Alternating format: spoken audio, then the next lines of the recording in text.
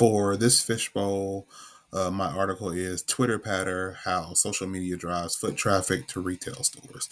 This article is actually a study conducted from November of 2019 to February of 2020.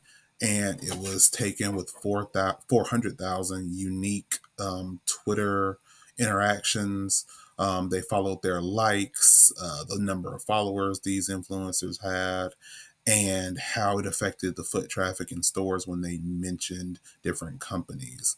Um, they followed about 30 different companies, and the big winner was Costco. They saw that Costco was the most mentioned and had the most likes. The least mentioned was AutoZone. What they did was they broke everything down into seven categories. Those seven categories are sentiment, disagreement, subjectivity, popularity, likes, followers, and recency. They found that anything that was mentioned most recently made the biggest effect on each individual store as to how much foot traffic they actually gained from being mentioned or going viral. Stores that were mentioned never had more than two standard deviations, even though this was taken during the holiday season. Even during Black Friday, no store got more than two standard deviations away from their normal foot traffic. The highest foot traffic being 1,000, the lowest being 8 per store. But this did see a 4% increase in sales when a store did get mentioned a lot. They found that likes and popularity were the things that mattered the most, that even went above disagreements, and even stores that did have high disagreement, they didn't see much foot traffic change. Neither, like I said, no more than two standard deviations in either directions. One of the big examples they used was Popeyes versus Chick-fil-A. That was where basically the two social media managers from those companies kind of went back and forth on Twitter for a little while. They ended up selling out all of Popeye's chicken sandwiches across the country after that.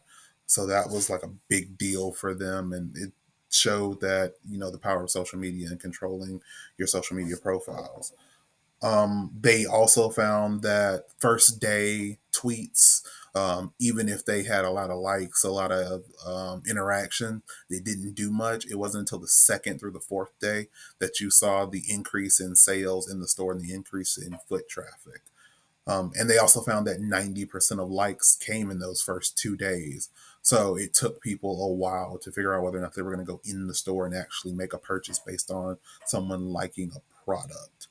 And then they found that all of the effect of being mentioned going viral usually ended after about 7 days, and that it was important for companies to continue social media marketing and not just piggyback off of one incident. They did also look at interactions with other platforms. So not just Twitter, they looked at YouTube and Instagram, and they just found that Twitter had the most impact. TikTok existed when this happened, but I think it was still musically. It is not mentioned in the article at all. But that's it. I'll leave the link and you guys can read more.